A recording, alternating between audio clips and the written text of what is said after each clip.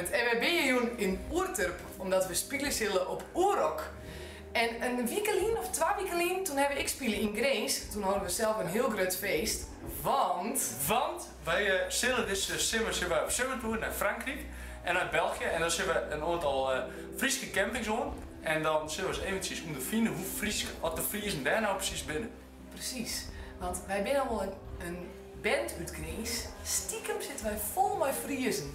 En daar ben we aardig grutsk op. Dus daarom zullen we daar eens even delen. Ja, en als ambassadeur van Praat met Fries is het natuurlijk, ik wil eens even Nederland om nou eens eventjes te zien hoe Fries had inderdaad die Friesen daar nou binnen.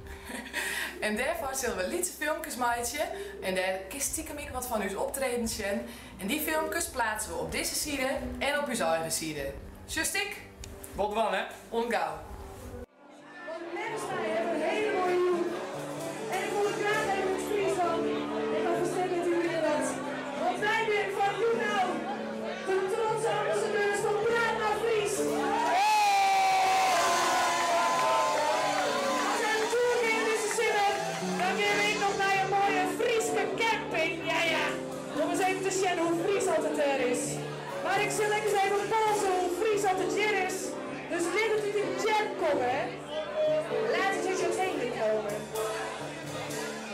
Wat is voorbij? Het is waar.